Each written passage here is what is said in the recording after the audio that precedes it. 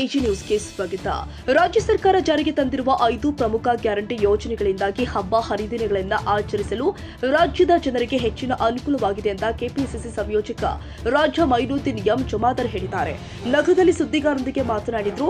ಬಡ ಹಾಗೂ ಮಧ್ಯಮ ವರ್ಗದ ಕುಟುಂಬಗಳಿಗೆ ಈ ಯೋಜನೆಗಳು ನೇರ ಆರ್ಥಿಕ ನೆರವು ಒದಗಿಸಿ ಜನಜೀವನದಲ್ಲಿ ಸುಧಾರಣೆ ತಂದಿದೆ ಎಂದಿದ್ದಾರೆ. ಮಹಿಳೆಯರಿಗೆ ಪ್ರತಿ ತಿಂಗಳು 2,000 ನೇರ ಹಣ ವರ್ಗಾವಣೆ ಮಾಡುವ ಯೋಜನೆಯಿಂದಾಗಿ ಅವರ ಆರ್ಥಿಕ ಸ್ವಾವಲಂಬನೆ ಹೆಚ್ಚಾಗಿದೆ. ಜೊತೆಗೆ ಸರ್ಕಾರಿ ಬಸ್ಗಳಲ್ಲಿ ಮಹಿಳೆಯರಿಗೆ ಉಚಿತ ಪ್ರಯಾಣ ಸೌಲಭ್ಯ ಒದಗಿಸಿರುವುದರಿಂದ ಅವರ ಓಡಾಟ ಕೂಡ ಸುಲಭಗೊಂಡಿದೆ ಎಂದಿದ್ದಾರೆ. ಉಚಿತ ವಿದ್ಯುತ್, ಆಹಾರ ಭದ್ರತೆ ಹಾಗೂ ನಿರುದ್ಯೋಗ ಭತ್ಯೆ ಯೋಜನೆಗಳು ಕುಟುಂಬಗಳ ಮೇಲೆ ಇರುವ ಆರ್ಥಿಕ ಭಾರವನ್ನ ಕಡಿಮೆ ಮಾಡಿದೆ. ಧಾರ್ಮಿಕ ಪುಣ್ಯಕ್ಷೇತ್ರಗಳಿಗೆ ಭೇಟಿ ಕೊಡಲು ಹಾಗೂ ಹಬ್ಬ ಹರಿದಿನವನ್ನ ಸಂಭ್ರಮದಿಂದ ಆಚರಿಸಲು ಈ ಗ್ಯಾರಂಟಿ ಯೋಜನೆಗಳು ಸಹಕಾರಿಯಾಗಿದೆ ಅಂತ ಹೇಳಿದ್ದಾರೆ. ಈ ಯೋಜನೆಗಳು ಸಾಮಾಜಿಕ ಭದ್ರತೆ ಹಾಗೂ ಆರ್ಥಿಕ ಸಮಾನತೆಯನ್ನು ಉತ್ತೇಜಿಸ್ತಾ ಇದ್ದು ಮುಂದಿನ ದಿನದಲ್ಲಿ ಕಾಂಗ್ರೆಸ್ ಸರ್ಕಾರ ಮತ್ತೆ ಅಧಿಕಾರಕ್ಕೆ ಬರಲಿದೆ ಎಂಬ ವಿಶ್ವಾಸವನ್ನ ವ್ಯಕ್ತಪಡಿಸಿದ್ದಾರೆ. ನಮ್ಮ ಬೆಳಗಾವಿ ಜಿಲ್ಲೆಯಲ್ಲಿ ಲಕ್ಷ್ಮೀ ಹೆಬ್ಬಾಳ್ಕರ್ ಮೇಡಮ್ ಅವರ ಕ್ಷೇತ್ರದಲ್ಲಿ ಇವತ್ತಿನ ದಿನ ಕೂಡಿಟ್ಟು ದುಡ್ಡು ತಾಯಿ ಯಲ್ಲಮ್ಮ ತಾಯಿ ದೇವಸ್ಥಾನಕ್ಕೆ ಧಾರ್ಮಿಕವಾಗಿ ಇಟ್ಟಾರ ಎಲ್ಲ ಜನರು, ಮಹಿಳೆಯರು. ಇದೆಂಥ ದೊಡ್ಡ ಒಂದು ಒಳ್ಳೆಯ ಖುಷಿ ಸಂಗತಿ. ಮತ್ತು ಇವತ್ತಿನ ದಿನ ಎಲ್ಲರೂ ಇವತ್ತು ರಂಜಾನ್ ಹಬ್ಬ ಹಾಗೂ ಯುಗಾದಿ ಹಬ್ಬ ಎರಡೂ ಆಚರಿಸ್ಲಿಕ್ಕೆ ಭಾರಿ ಒಂದು ಅನುಕೂಲ ಮಾಡಿಕೊಟ್ಟಿದೆ ನಮ್ಮ ಸರ್ಕಾರ.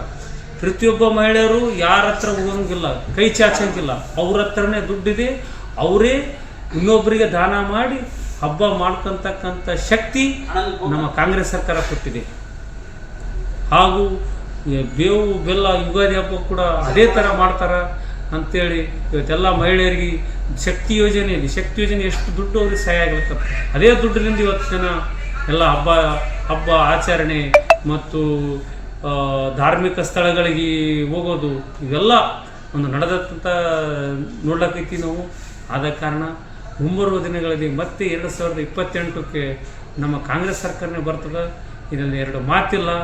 ಯಾಕಂದರೆ ನಮ್ಮ ಕಾಂಗ್ರೆಸ್ ಪಕ್ಷಕ್ಕೆ ಎದುರಿಸುವಷ್ಟು ಸಾಮರ್ಥ್ಯ ಎದುರಾಳಿಗಳಿಗಿಲ್ಲ. ಹಾಗೂ ನಮ್ಮ ಕಾಂಗ್ರೆಸ್ ಪಕ್ಷದ ಶಕ್ತಿ ದೊಡ್ಡ ಶಕ್ತಿ ಅಂತೇಳಿ ನನ್ನ ಮಾತು ಮುಗಿಸ್ತೇನೆ. ಜೈ ಹಿಂದ್, ಜೈ ಕರ್ನಾಟಕ, ಜೈ ಕಾಂಗ್ರೆಸ್.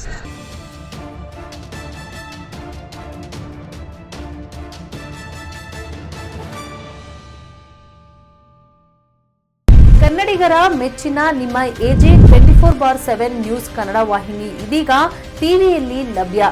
ವೇಳೆ ನೋಟಿಸ್ ಕೊಟ್ಟಿದ್ರೆ ವಾಪಸ್ ತಗೋತೀವಿ. ಇವತ್ತು ವಕ್ಫ್ ಪ್ರಾಪರ್ಟಿ ಅಂತೇಳಿ ಬರ್ತದೆ ಅಂತ ಹೇಳಿದ್ರೆ ರೈತರು ಬೀದಿಗೆ ಬಂದ್ರೆ ಏನ್ ಮಾಡ್ಬೇಕಾಗತ್ತೆ? ಯಾರು ವೋಟ್ ಹಾಕಲಿಲ್ಲ ಅಂದ್ರೆ ಗ್ಯಾರಂಟಿನೆಲ್ಲ ಸ್ಟಾಪ್ ಮಾಡ್ಬಿಡ್ತೀವಿ.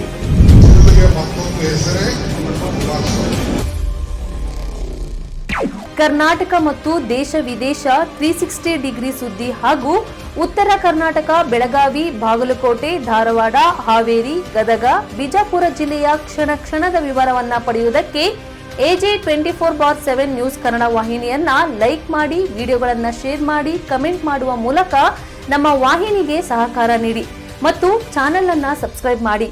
ಧನ್ಯವಾದಗಳು.